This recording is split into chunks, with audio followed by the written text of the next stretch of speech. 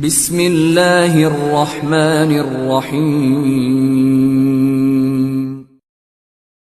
تمام تعریفیں اس خالق کائنات کے لیے جس کی ذات اقدس ہمیشہ رہنے والی ہے۔ بے شک ہماری زندگی عارضی ہے اور ہم نے لوٹ کر اسی کی طرف جانا ہے۔ آپ صلی اللہ علیہ وآلہ وسلم نے فرمایا، میری امت میں اللہ کی کتاب، اس کے فیصلے اور تقدیر کے بعد سب سے زیادہ خطرناک چیز نظر کا لگنا ہے۔ اس بات میں کوئی شک نہیں کہ میری امت میں مرنے والوں کی اکثریت نظر بد کی وجہ ہوگی۔ ایک اور مقام پر آپ صلی اللہ علیہ وآلہ وسلم فرماتے ہیں، نظر کا لگنا حق ہے۔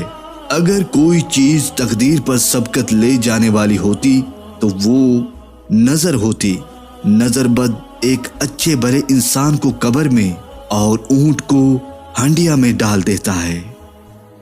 کچھ ایسی باتیں جن سے اللہ پاک سخت ناراض ہوتا ہے، اولاد کو گالی دینا، خاص کر بیٹی کو، اور دل میں کینہ بغض رکھنا، مہمان کو دیکھ کر منہ بنا لینا، اذان کے وقت گفتگو کرتے رہنا، نماز کے بعد دعا نہ مانگنا، دسترخوان پر باتیں کرنا، کھڑے ہو کر پانی پینا اور وضو کی حالت میں کفریہ الفاظ بولنا۔ آپ صلی اللہ علیہ وآلہ وسلم فرماتے ہیں، انسان کے گناہ گار ہونے کے لیے یہی کافی ہے کہ وہ اپنے ماتحتوں کی روزی روکے رکھے۔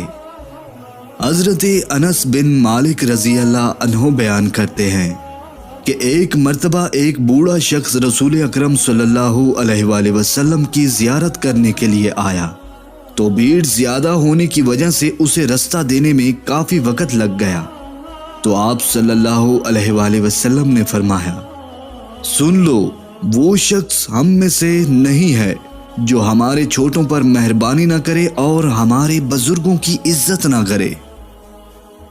نبی کریم حضرت محمد صلی اللہ علیہ وآلہ وسلم فرماتے ہیں، کوئی شخص تکلیف یا مصیبتوں سے گھبرا کر موت کی تمنا نہ کرے، اس لیے کہ اگر نیک ہوگا تو اس کی نیکیوں میں اضافہ ہوتا رہے گا، اور اگر برا ہوگا تو ممکن ہے اسے توبہ کی توفیق مل جائے۔